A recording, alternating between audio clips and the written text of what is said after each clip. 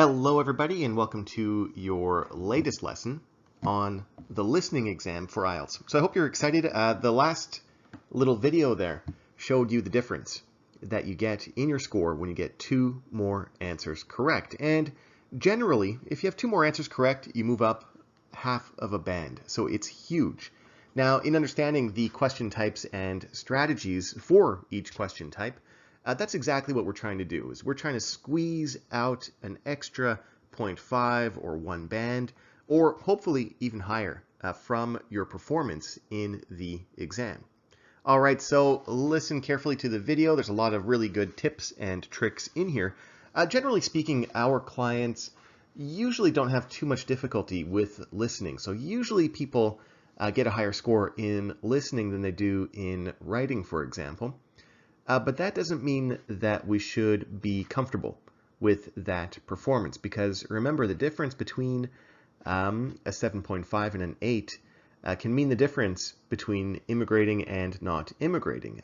Same thing with the difference between a 6 and a 6.5, or anywhere in between, really. So we are usually hoping for a band 8, which, remember, as we discussed, is 35 questions correct. If you get an extra 2 questions correct by implementing the strategies we are looking at in this video here, that's perfect. That means we've reached our goal as your teachers, and for you, hopefully that has led you towards your goal of getting as high of a score as possible in the exam. All right, so I hope you are excited and happy. Let's jump right into the lesson here. Okay, so let's do a little tiny review of some of the elements that we discussed before. So remember, in the exam, you are the candidate and you have an examiner. Now for listening and reading, it's a little bit different because the examiners are basically checking if you answered correctly. We looked at the scoring system for speaking and the scoring system for writing, and we saw that the examiners really have a lot of work to do in analyzing your performance in there. Well, what we want to do, of course, is make sure, even in reading and listening, we want to make sure that we are delivering to the examiner exactly what they're looking for. So let's do a little tiny overview or review first. So remember, you have 40 questions to answer. We're going to answer all of them, of course. We're going to get as high of a score as possible. You should be aiming for 35 correct. You have 4 sections. Now, those 4 sections will be split up. Generally speaking, it'll be about 10 questions. You might have 8 in one section, you might have 12 in another, but generally speaking, you're looking at about 10 questions per section. The listening exam itself is going to be 30 minutes long. At the end of that 30 minutes, you have 10 minutes to transfer your answers to the answer sheet. Remember that the recording is only going to be played once, so they're not going to, maybe if, I don't know, a fire truck goes by, or if you missed something, they're not going to replay the recording, but it's okay. By implementing the strategies, we'll only need once, really. And there are, of course, going to be different accents in there. So if you're listening to me, I'm obviously a Canadian. I have a very Canadian accent. And if you can follow everything I'm saying, I think you're probably right on track for those listening situations where you have a Canadian or an American. If you have difficulty, of course, with British accents, that's something that you'll have to work on. So you would, of course, listen to the BBC, listen to things like that to really refine that area of your knowledge. Though I wouldn't, it won't play that for people at your level, where all of our clients really are at intermediate or advanced in their English abilities already. So for all of you, I don't think it'll be too big of a deal, but it's always good just to kind of refine your English knowledge. And part of that refinement will be to really refine your understanding of British pronunciation.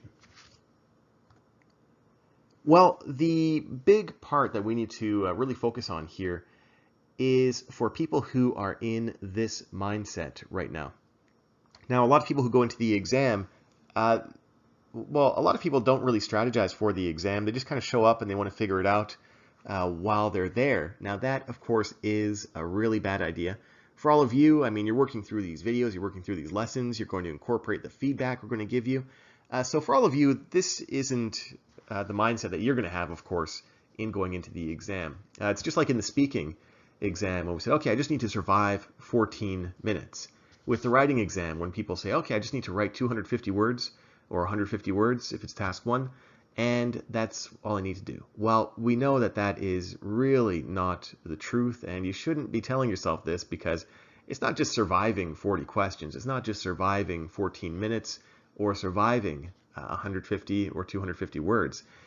That is your opportunity to demonstrate exactly what the examiner is looking for. So you have 40 questions in listening to demonstrate to the examiner that you have a high level of English. Well, how can we, so I have a big X over here because we really don't want to be in that mindset of simply thinking that you have to survive these 40 questions. Now, instead, this is what we are going to ask ourselves with every single question in the exam. Now, what is the examiner really testing me on, and why is he or she asking me this question? All right, so we have to think a little bit deeper into the exam rather than just trying to survive a question or just seeing the question a little bit superficially. We need to really dig into the questions themselves. Remember that the questions, you might have, we're going to look at an example of a person talking about whales. Well, this isn't a whale exam, right? This is an English exam. But we need to demonstrate our English level through this interview about whales in this case. If you are a whale expert, you're not at an advantage in the IELTS exam, even if you have the topic of whales in the listening portion here. If you don't know anything about whales at all, like me really, well, that doesn't matter. It's not a whale exam. The examiners are testing you on your English knowledge, not your knowledge of whatever the topic is about. All right, so we need to dig in a little bit more when we are looking at those questions and working through the exam. This is what we need to think about. We have to say, okay, what's the examiner really asking me? Why did the examiner put this question in this exam? And that, of course, will help us to lead ourselves towards understanding how to answer it and how to answer it perfectly. Well, how can we get into the examiner's head here? And I usually call this section of the seminar, getting into the examiner's head. Well, how can we do this? And the answer is that we need to really look through those questions and see what the examiner is really testing us on. What does the examiner really want me to answer here? And can I do this? Now, by having that mindset, you're going to see some questions where they're designed to trick you, really, or designed to waste your time. And it's not the examiners being mean or anything like that. It's what they're doing is, of course, deciphering. If you can look through that question and really see the answer that they want you to give to them. So we're going to be able to do this by the end of this video. You're also going to work through those 3 exam simulations at the end here. Now, when you're working through those exam simulations, it's really important for you to make sure that you're analyzing your answers at the end. Remember, of course, all the answers are given to you. The analysis of each answer is given to you as well. And that analysis is really the important part. So even if you got the answer correct, it's important to take a look at the analysis of the answer. If you got the answer incorrect, of course, it's really important to look at the analysis of the answer as well.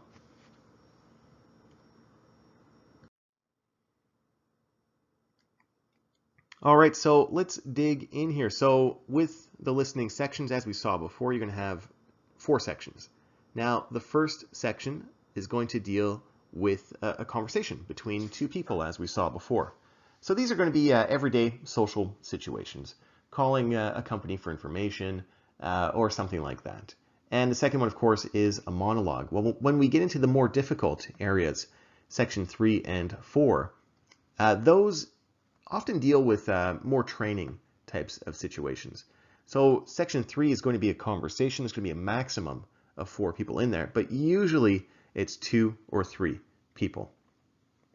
And number 4. So section 4 is going to be the most difficult portion of the exam, not because the pronunciation is difficult or the language is more difficult. It's simply because it's the person reading the monologue at that moment. They are using a bit more advanced vocabulary, a bit more advanced grammar. The questions themselves will be more advanced and more complex. So that's where you're going to have to really dig in, really read through those answers, those questions, of course, to really make sure you're giving the perfect answer. So we saw that in the previous video, you're going to receive a booklet that looks like this. When you open it up, you're going to see there's all these different question types in there. Well, what we need to do and what we're going to do in this section here is, again, analyze this and look a little bit deeper. So we're going to do two things in this video. We're going to look at the question types that they're going to ask you, and we are going to strategize for each question type. This is what's going to help us squeeze out those 5 extra questions that we can get correct, or 10 or 15, or hopefully even more than that. So at the end of this, you're going to really have those tools to look through the questions, to really know how to answer it, and of course to make sure you are getting as high of a score as possible. Now I have another tip for you here. This is extremely important. So there aren't any negative points given for wrong answers. Now in some exams in the world, if you put a wrong answer, you get -1. If you put no answer, it's neutral, you get a 0. And if you put the right answer, you get 1. Well, in IELTS, there's no negative points given. So there's no reason to not have an answer written. So don't leave anything empty at all. Now, I've got a little picture in the middle here that says calculated risk. So you are certainly going to face questions in the exam where you're not 100% sure about the answer.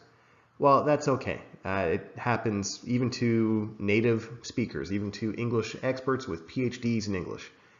But what you need to do, of course, is take the risk and put an answer. So put the answer that you think is most likely to be correct.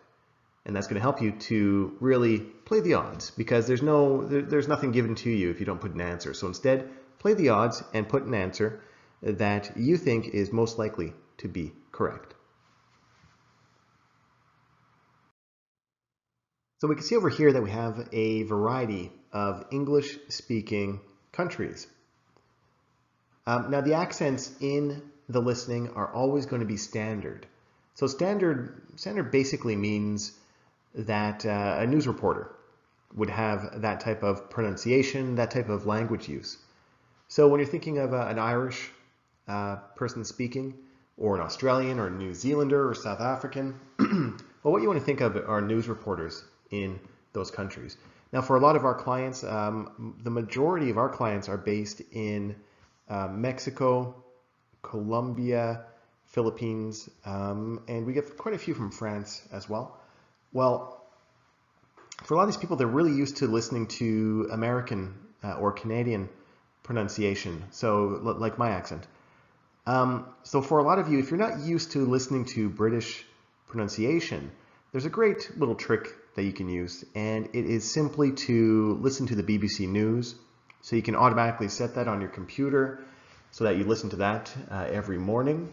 Or if you have some podcasts that you like as well, just get podcasts from people who speak British English. So it's going to help you quite a bit. But for the majority of our clients, you have such a foundation of American English knowledge that it really helps you in the exam. And when you have a British person speaking, for all of you, I mean, you're at a certain level of English already. You're certainly intermediate or advanced already. So it probably won't be too big of an issue, but just so that you're not surprised, it's a good idea to listen to more British pronunciation these days anyways. Of course, the listening exercises that we're doing at the end here, so you're going to have 3 exam simulations with, they're full exam simulations, so it's 4 sections, just like the real exam, but you have 3 of them. So that's really 12 little, I guess we could say 12 mini exams. And that's going to help you as well to begin getting used to listening to that type of pronunciation, because the people who recorded that for us, it was recorded here in Montreal, all of them, but they were all British speaking people. So it's there to help you, of course, with the real exam, because that's really what you should be expecting in the real exam. All right, so something really important to take a look at is making sure that your answer sheet is perfectly filled out. All right, so I know tons of the people who grade the answer sheets. So those are graded by people. Usually clients wonder if those are graded by computer or something like that. It's not. It's graded by a person. So because it's graded by a person, you want to make it as clear as possible. So just like we discussed in your writing lessons, you really want to make sure that the examiner doesn't have to search for your answer. So I'm going to show you some of the most common errors that people make on their answer sheet.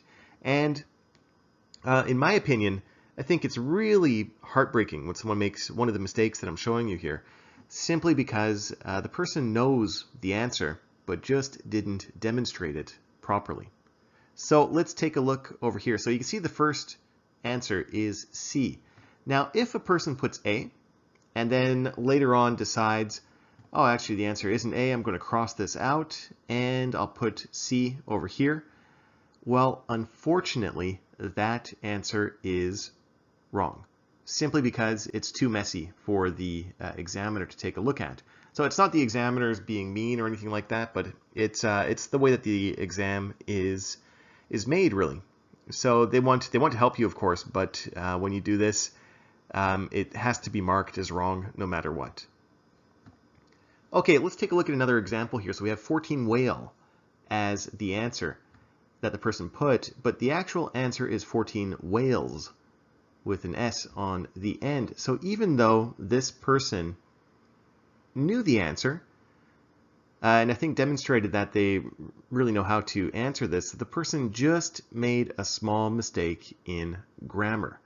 So even though the answer is 14, the person put the what they're talking about, which is whales, over here, but just made it a singular instead of a plural.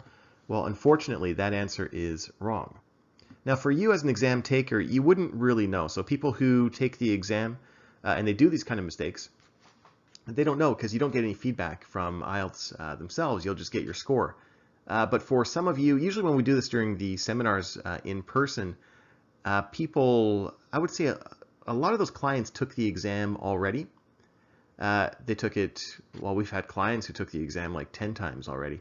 And sometimes when we get to this part here, they usually have this light bulb goes off and they usually say, oh man, this is exactly what I did. And it helps them to understand why they didn't get the score that they needed, even though they might speak English or be able to listen to English at a high level. All right, so tenses matter. What if you want to capitalize everything? Is that an issue? So for some people, if you have messy handwriting, even if your handwriting is messy and the examiner can't read what you wrote, obviously it's going to be wrong. So for some other people, they prefer to put everything in capitals. Now, if you do that, that's not a problem at all. Even in your writing exam, if you feel that you want to capitalize everything all the way through, that's not an issue. But you have to in writing anyways, you have to capitalize all the way through. So you can't only capitalize one sentence because it would throw the tone off. It'd be too aggressive of a tone. All right, let's carry on here. 14 whales, and you can see that it has a spelling mistake. So even though the person knew the answer, this person just put a little spelling mistake in there. So that would be marked as wrong. And finally, 14 whales. So the person wrote the word 14 instead of putting the number 14, and that is not a problem at all. All right, so for all of you, I would recommend, of course, just putting the number because there's less of a chance of making a mistake on that. But if you want to write it out, that is not an issue at all. Okay, so you can see that just with regard to the answer sheet, again, you have the little place where it says marker use only. Now this means the person who is marking the exam. So that's their little section. You wouldn't have to deal with that ever. You don't get your sheet returned to you, so you don't really know which answers you have as correct or incorrect. But the beauty of course, working through our online simulations, so you're going to do 3 of them, is that you'll be able to very clearly see what you got correct, what you got incorrect, and then the analysis of each one of those gives you the answer why you are correct or incorrect. So it's a really great learning opportunity for all of you. Make sure that you're taking this last step perfectly, because you're going to be working through a lot of these questions. You're going to see some questions some question formats that we've been discussing in the lessons here, and you're going to take a look at the question in the real exam. You'll say, oh, this is easy. I know exactly what the examiner wants me to do here.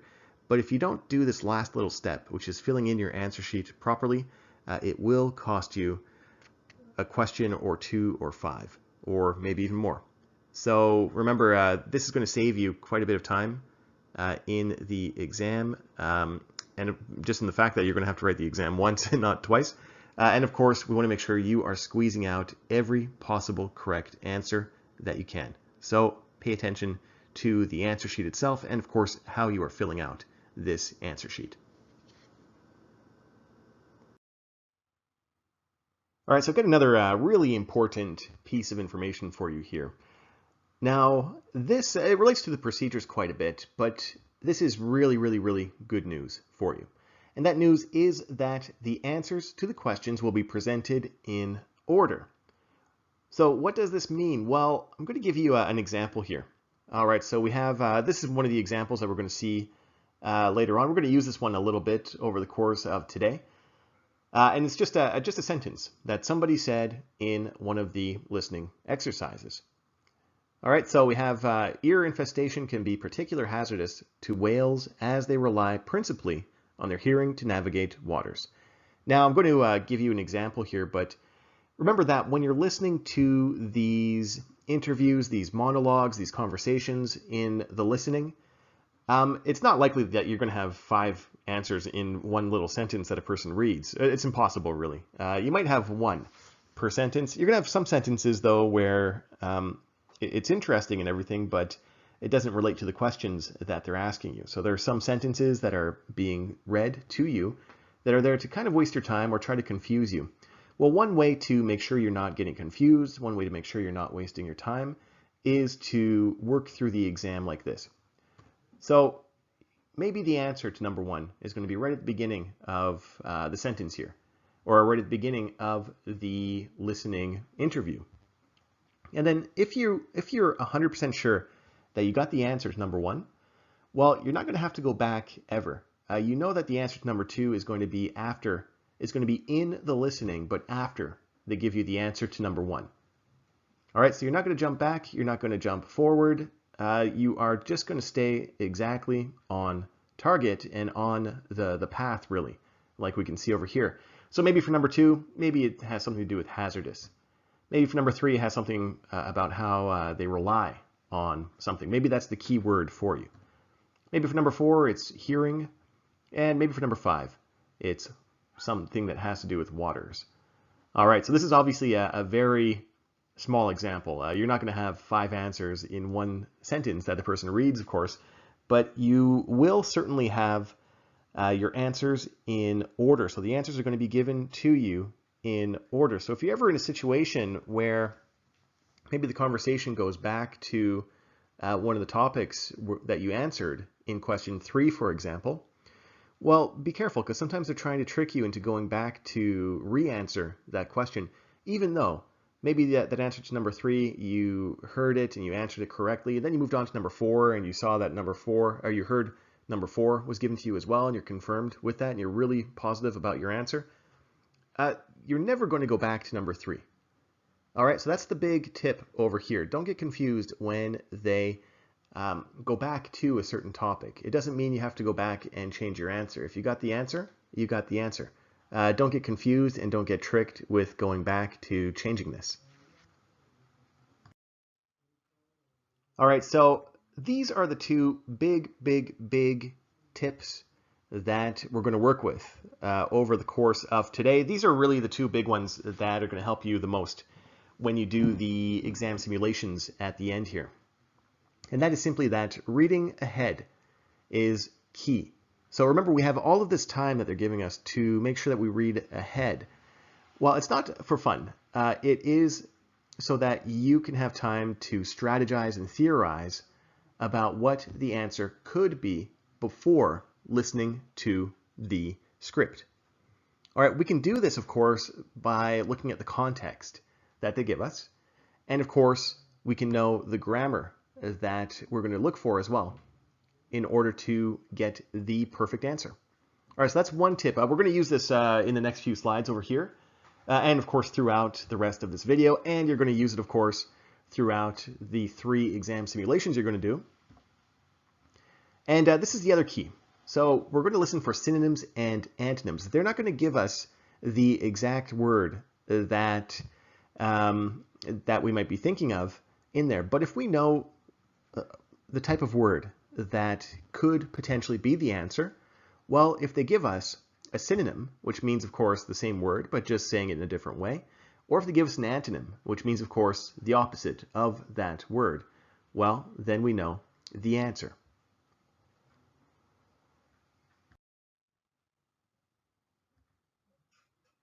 All right, so of course, this strategy of reading ahead in the listening exam is 1,000,000% important. Really make sure you're doing it. And it's not just reading ahead, though. We're reading ahead so that we can strategize about what the answer could possibly be. Now, we're doing this before the actual listening portion begins, simply because it's going to give us a few ideas about what to listen for. I've got an example for you here. So this is one of the examples that we're going to see later on. And this is on the answer sheet. So it's one of those sentence completion question types. Now what we need to do, so we have some time to read ahead to look at the questions before the listening portion begins. So before the monologue or conversation begins.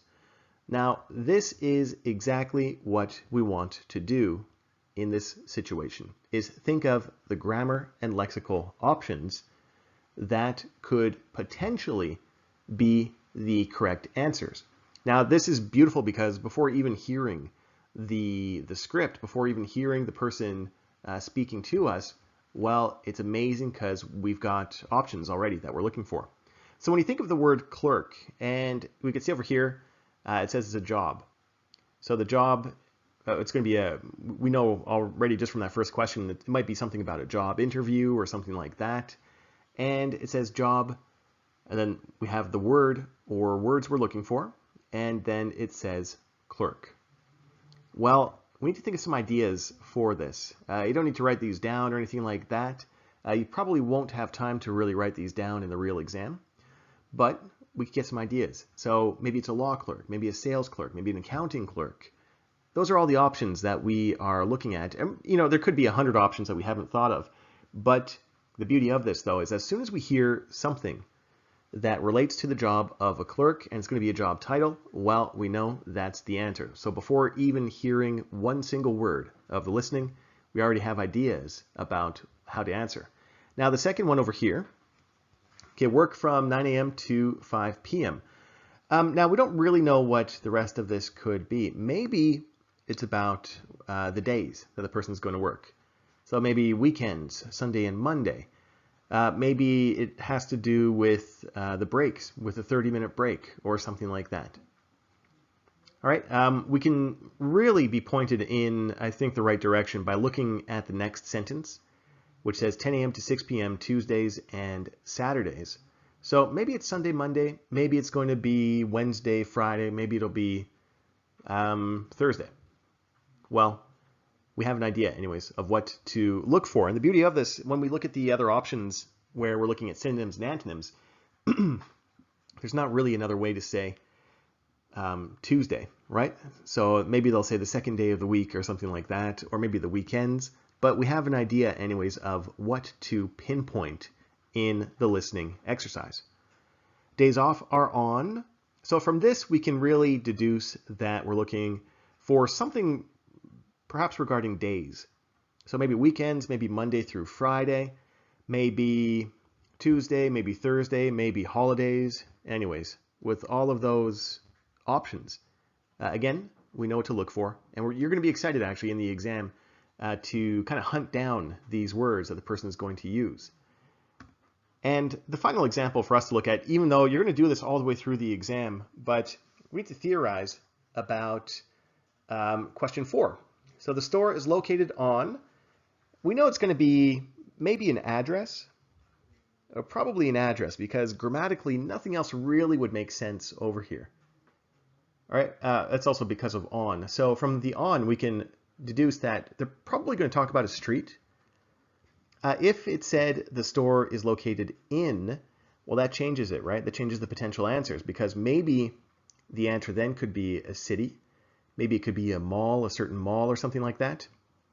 Maybe a certain district in the city. But the fact that they use on in here really helps us to deduce that they're probably talking about a street. All right, so we took a little bit of time on this. We took about 4.5 minutes already here. But that's simply because we're discussing this. Now, for all of you, when you are in the exam and you're reading ahead to those questions, this is going to be like lightning, especially because you're going to work through, well, we're going to work through some questions today. You're going to do the 3 simulations at the end as well.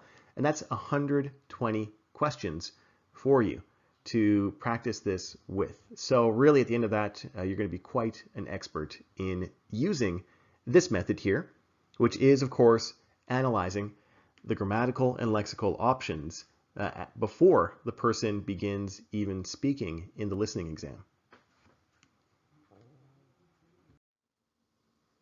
All right, so the other tip that we looked at, I mean, they're obviously very related to each other, but this one has to do with looking for synonyms and antonyms, because we saw some examples before in the previous slide about kind of what we're looking for. But it might not be, when the person's presenting the topic or having the conversation or whatever it is, you might not, well, actually, most of the time, really, you're not going to have the exact word that you're looking for. Instead, you'll have a variation of that word. So that's where synonyms come in. Antonyms, of course, just means the opposite of that word. All right, so we took a look at this when we looked at writing, and it's beautiful because it relates to this as well. It's going to relate to this in reading as well, as we'll see later on. But with synonyms, by changing the keywords in the question, that's what gives you the synonym. And there's really 3 ways to do this. And this is the way that you should expect the exam to be done as well. So instead of looking for the exact word, well, most of the time you're going to look for a synonym as well. You're going to wait and listen for a synonym. A synonym can be done, of course, by changing the tense or adding a word before or after. So these are the examples that we saw before. And I think they're very relevant for the listening portion as well. So let's take a look at the question types now. So we have quite a few question types. We're going to go through all of them in this video, of course, but generally speaking, they fall into 2 categories with a few subcategories in each one. And one option, of course, is multiple choice. So choosing between A, B, or C.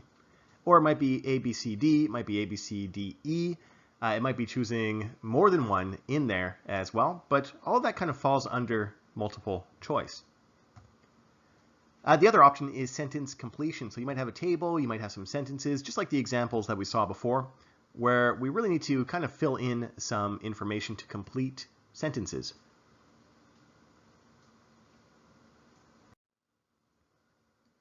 So when we take a look at multiple choice, those should be, I think, pretty straightforward for you, especially the ones that have 3 options, where it's A, B, C, because really you have, remember the tip from before, you're never going to leave any answer blank because there aren't any negative answers given.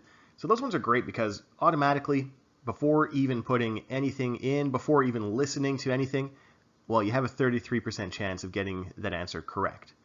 All right, so we'll take a look at the question types in a little bit here, but when you have a lot of multiple choice answers in there, so in the exam, because remember the question types are all mixed up. You might have multiple choice at the beginning, maybe the first 5 questions will be multiple choice, and then maybe the last 5 will also be multiple choice. It's all mixed up throughout the exam. There's no kind of standard way that they do this. It's different in every exam as well, just like in the exam simulations that we give to you. But the beauty of this is that the strategies remain the same, and especially that strategy of not leaving anything blank. Now for multiple choice, you're going to often have a couple of answers that you're looking at, and you sometimes won't be 100% sure about which one it is. Well, part of the strategy and something we need to do is really choose the answer and move on quickly. We'll talk about that when we dig more into this topic in the next few slides here. Okay, so regarding multiple choice questions, essentially they can be a little bit confusing at times. Now, it is certainly the easiest question type, but only because of the odds that you have. So like I said, even if you have just A, B, C that you're choosing between, you're pretty lucky, because that means that you can get really 33% of the time get it correct just by choosing randomly. Now, we're not going to be choosing randomly pretty much ever in the real exam. Almost every single time, even if you're not 100% sure about the answer, you will certainly be taking, I don't want to say educated guesses, but instead I want to say you will be strategizing in choosing the correct answer. All right, so a multiple choice question would look something like this. Now, just a little tip for you again, it's really important for us to make sure that we are reading the instructions.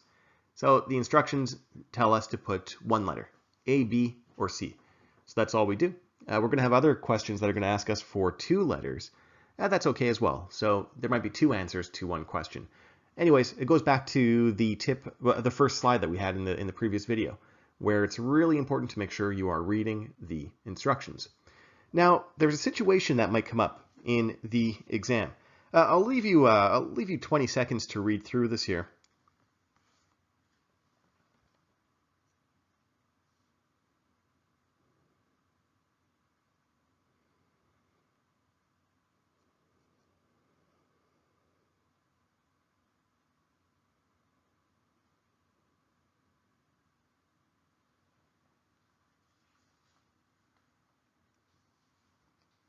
All right, so pretty tricky, or it can be pretty tricky if you don't understand the strategy here.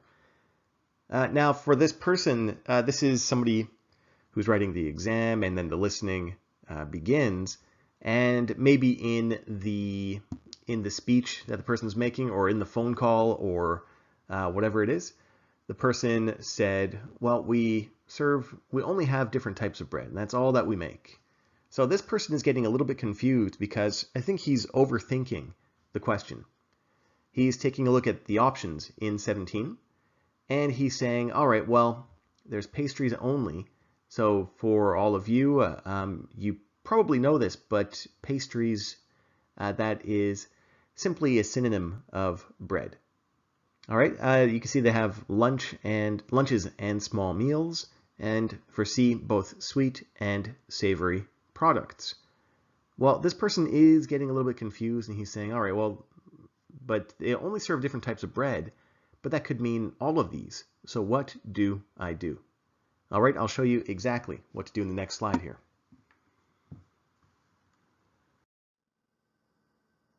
Well, what you need to do is, in the exam, for all of you, you can't expect these beautiful, perfect answers to be waiting for you.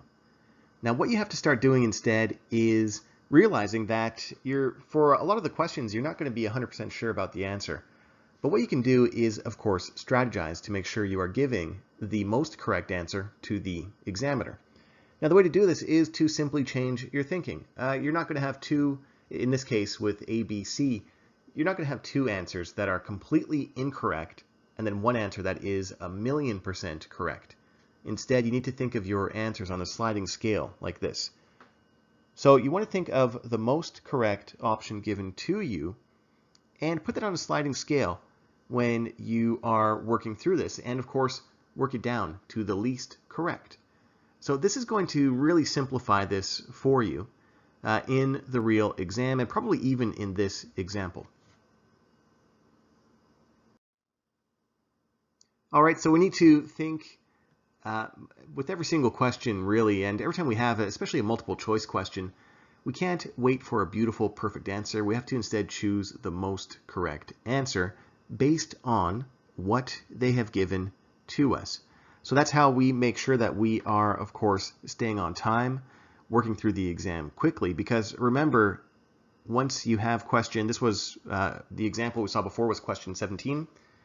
Well, we need to choose kind of quickly because we need to work on question 18 next and question 19 and 20. And we won't really have the opportunity to go back to this. So we want to, of course, choose the most correct answer and move on quickly. All right, so just to conclude that point with the example we were looking at, well, the answer would be pastries only. Now, does pastries only mean bread?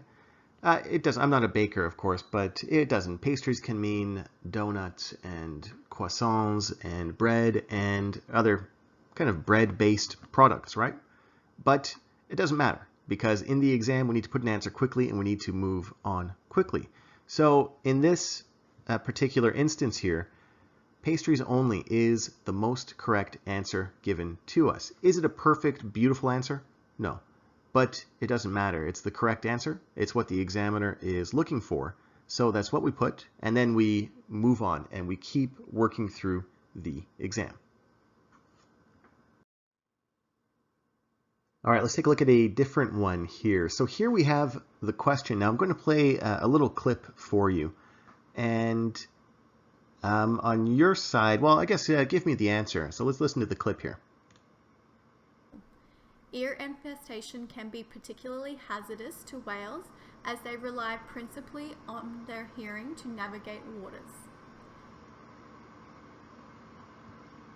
All right, so if you heard that, perfect. Well, the question, maybe you answered the question already, and that's great. For this question, well, this question might have been a little bit easy for you, but you know, for the general public, I'm not too sure if they would be able to answer it as easily. So this is what the person said. All right, she said, ear infestation can be particularly hazardous to whales as they rely principally on their hearing to navigate waters. This is the example we're going to use for the rest of, or for a few other question types as well, because we're not really necessarily concerned about whether or not you can listen in English. What we're concerned about, of course, and what we're teaching you is to understand the question types regardless of what is being, what you're listening to. All right, so in this case here, this person might have one thought here, where it says, okay, well, they said navigate, not necessarily hunting for food or moving in the right direction, so I don't know. Maybe that changes the answer. Well, it doesn't. This is somebody who is really overthinking the question. Now, remember, you don't really have that much time to go through this whole thought process. And this person, even for someone who is an expert on whales as well, and he might say, actually, whales use their sight as well, so maybe the answer is sight. Well, it doesn't really matter in that case. It's an English test, right? It's not a whales test, so really be careful with that. Try not to kind of overanalyze the answers. Remember to choose the most correct answer and then move on quickly. So even for well, you probably got the answer. It's sounds, right? And of course, the person over here, he might also say, well, the person said hearing and not sounds. So what's the answer? Is the answer just a random answer? Well, no. I mean, for all of you, you know that sounds and hearing are related anyways. I don't know if they're exactly synonyms, but they're certainly related. So that would certainly be the most correct answer. You'd put that and you would move on quickly.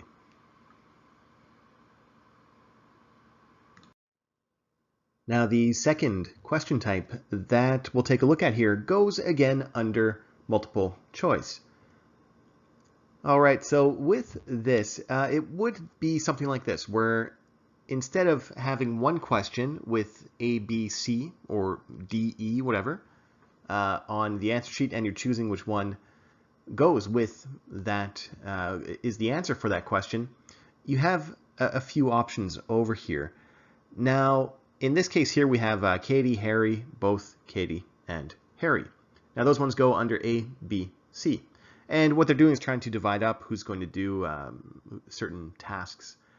All right, so with this, you could have, of course, multiple questions where you have the same answer. So you could have A for 23 and 24, and B as the answer for 25 and 26.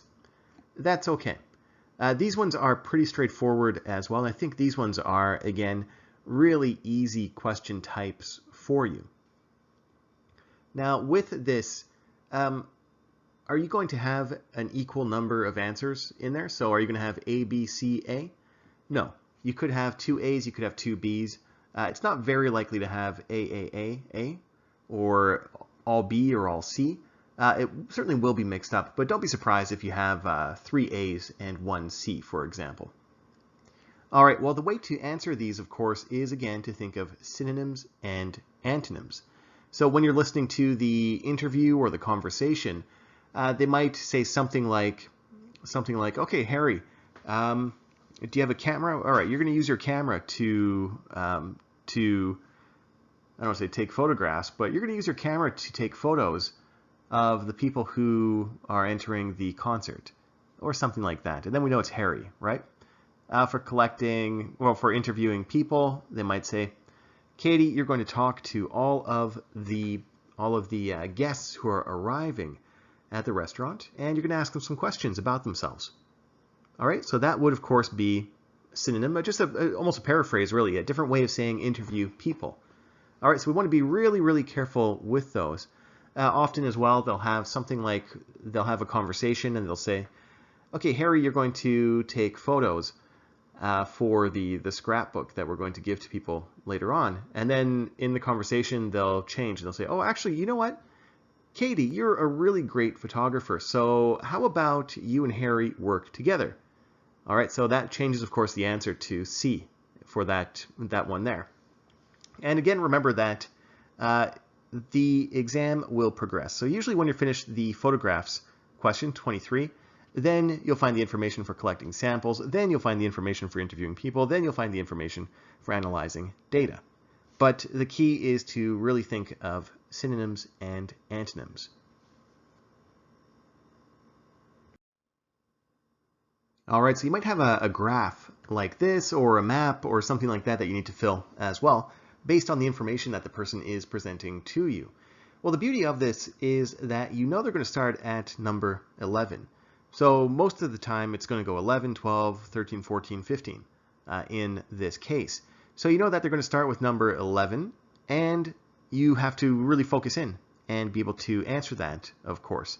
Something like this, you're going to obviously use your reasoning to understand that there most likely won't be two art collections. Usually, in this case anyways, you should assume that those would only be used once.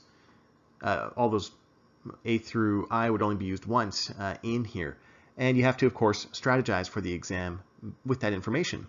So, like I said, by knowing the exam, you're off to a pretty good start, because you know that's going to begin with most likely question 11, and then 12, 13, 14, 15. They won't usually bounce around. So it won't go number 11, then they'll say, oh, on the top right corner, on top of the library office, we should have a room where we keep all of the historical artifacts that we have, and then go to discuss something at number 12, right? So we're off to a pretty good start over there anyways, and we are, of course, strategizing to really bring ourselves a couple steps closer to the correct answers by using this method.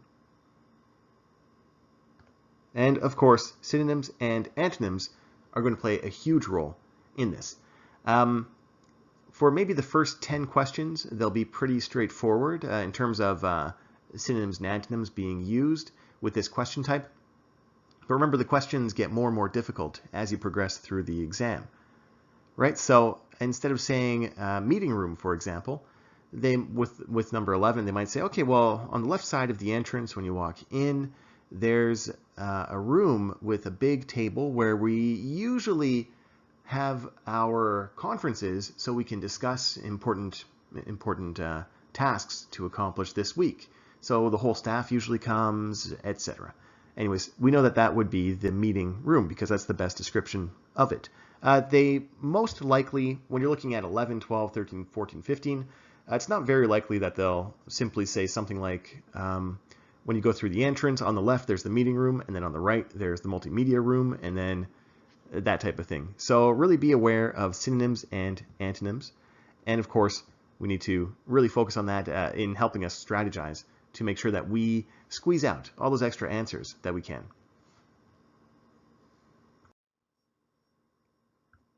All right, so that concludes the multiple choice question types in there. And let's move on to the sentence completion types over here. So we saw with multiple choice, we're really focusing a lot on synonyms and antonyms. And of course, strategically organizing our answers. Well, a lot of those tools help us in the sentence completion questions as well. All right, so let's dig into each sentence completion type. All right, so another type of question, or type of question format really, that we could have simply has to do with completing a chart or a summary or a table or something like that.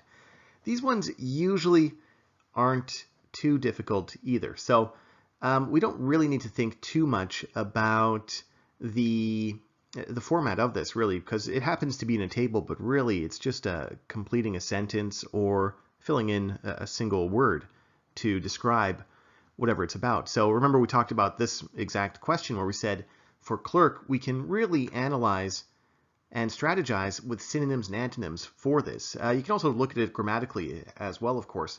So remember to, of course, pay attention to the instructions. So we can only write one word or two words or three words. If you do the maximum, that's fine. If you do, let's say you can only put in one word and you put in two. Well, even if you got the answer correct, so even if you demonstrated that you understand what the answer is, the answer would be actually incorrect simply because you didn't read the instructions or you didn't follow through with the instructions. So certainly you need to be careful with that. All right, we've got sentence completion. So it's the same deal really. With this one we can focus a little bit more grammatically and deduce what they are looking for in here just by looking at the grammar. So when you look at 31 over here, now we can really strategize before even listening, of course, to the recording about what the answer probably is. So it says falcons found in. So that would certainly be a geographical location. It's probably a country, maybe a city, maybe a certain part of a country. So with our ears, we're going to really kind of stay tuned to the speech that's being given to us, so that we can really focus on whenever we hear a country or a city or a geographical region. Then we can really zone in and figure out if that is the answer or not, and then continue on. All right, for 32, there's disagreement about their maximum. All right, so we know that that could be something. It certainly would be a characteristic of these falcons. Maybe it's distance, maybe it's weight, maybe it's height, maybe it's how high they fly, or anything like that, right? So again, we're going to fine-tune our listening and really focus in to see if we can get any information out of there, of course, before even listening to the script here. All right, and then finally for 33, the male spends most of his time. This is going to be a verb, of course, so we can deduce that grammatically. And then we're waiting to see really what the verb is. So it could be waiting, flying, hunting, anything like that. And short answer questions. So we've been looking at these quite a bit already.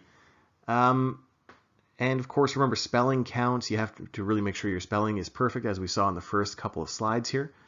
And again, you can really use the two big strategies that we've been talking about, looking for synonyms and antonyms, and of course, strategizing about what the potential answers could be simply through the context and through the grammar.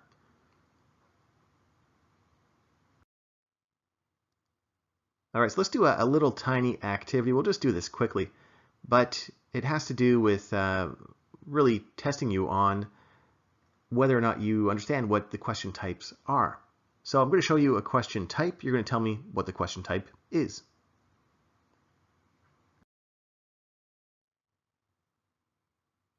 All right, so I've got this one here for you, and you should probably know what this is.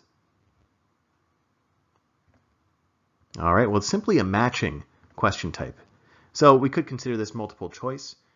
Remember that you could have A for two of the answers. You could really have a mix as well. You're obviously, in this case, you're obviously not going to use one of the answers as well, so don't worry about that too much.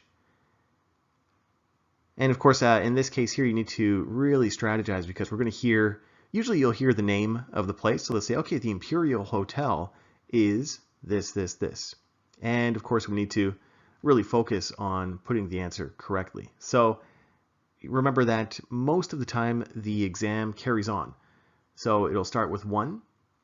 So if they talk about the Royal Oak first, and they say, well, the Royal Oak is located pretty far away from any cities, though it's beautiful, and etc. Well, we know that 1 is E, and then we need to start listening for number 2.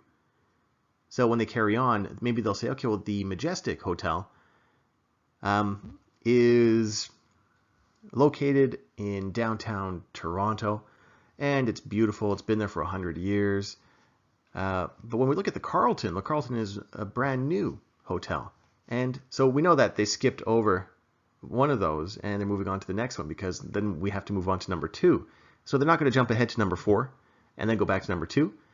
So we know that the Imperial, for example, in that example, would be canceled out. And that would probably be the one that is left out. Though they could, of course, bring it up again later on. So remember, the questions go in order. In a situation like this, that is definitely to your advantage.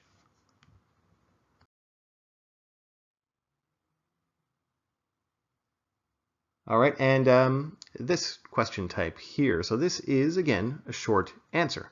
I've got the tree that we used before. We used this in one of the writing lessons because, of course, we're thinking synonyms and antonyms all the time. That's going to help us, of course, to really deduce the answers here. So with this one, in which 2 places can information about community activities be found? All right, well, we can already guess what some of the answers might be. So maybe newspapers, the internet, maybe community boards, and that kind of thing, right? So we need to start thinking of potential answers. Usually while they're reading the instructions, it'd be a really good idea for you to read ahead and start thinking of some of those potential answers. And then when they say a synonym of that answer that you're thinking of, well, that's the answer.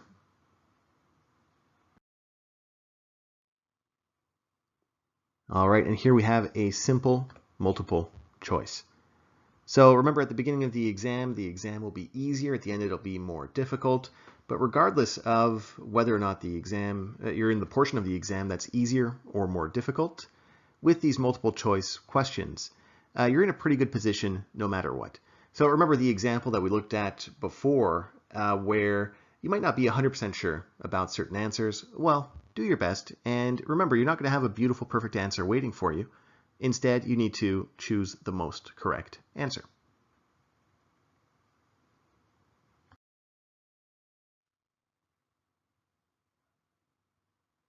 And here we have a form completion. So you might finish a table or a form or something like that.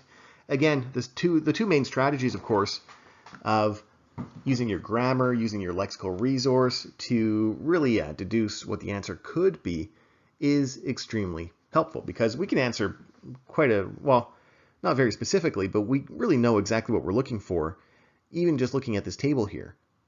So before they even say anything, before they even press play on the CD, we really know which key pieces of information we are waiting for.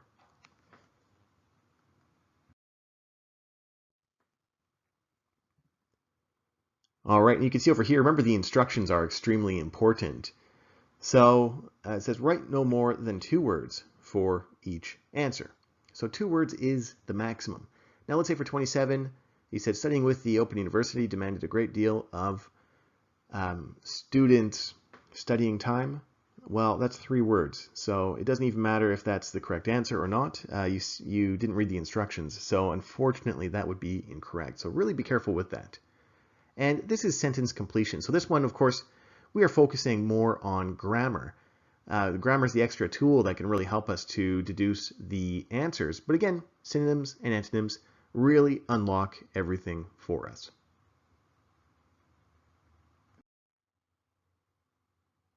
All right, so in this final slide here, we're just going to go over once more what to do and what to avoid.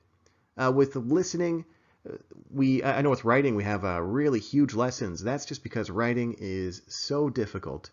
With listening is more of a kind of practicing thing. So when you work through those 3 simulations after this lesson here, really that's going to help you so much. It's going to help you immensely. So with the listening lessons here, they're a bit shorter, but that's simply because for a lot of you, I'm sure you're up there with your listening already.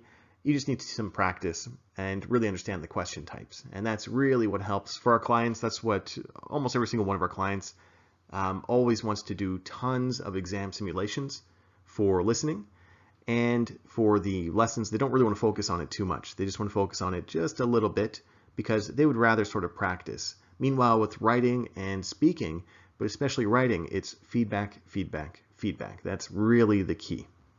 All right, so let's just go over some things to do and some things to avoid. All right, so remember, play the odds. With some questions, you're not going to be 100% sure about the answer. That's okay.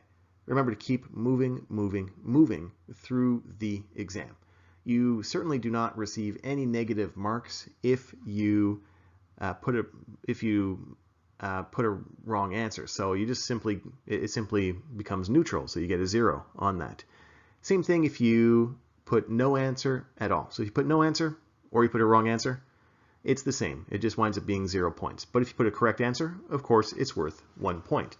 So remember, play the odds. Don't leave anything empty, even if you have to strategize. And I don't want to say guess because you're not going to be guessing, really. But even if you're not 100% sure about the answer, that's fine. You have to put an answer and move on quickly. All right, if you missed a question, keep moving, moving, moving, moving.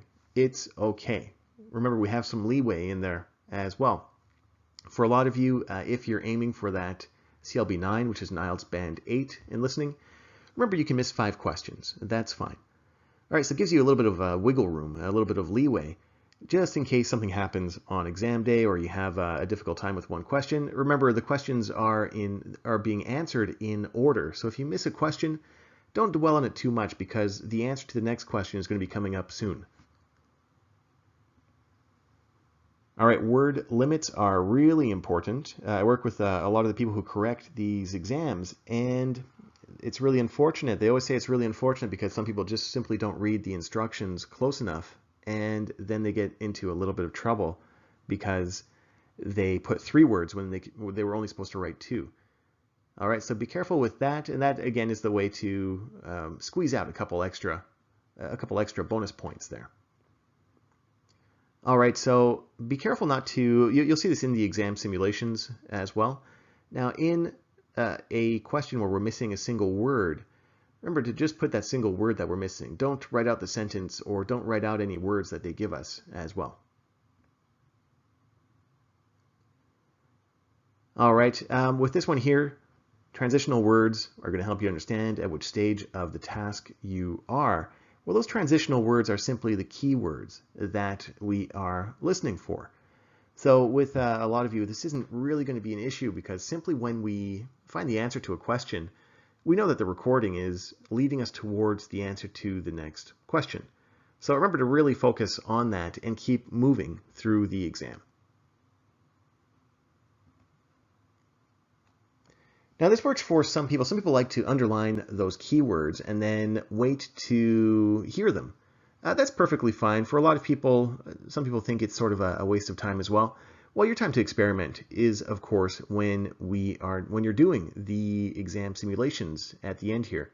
So if you feel like it's more beneficial for you to underline those keywords, go for it. If you don't, that's fine as well.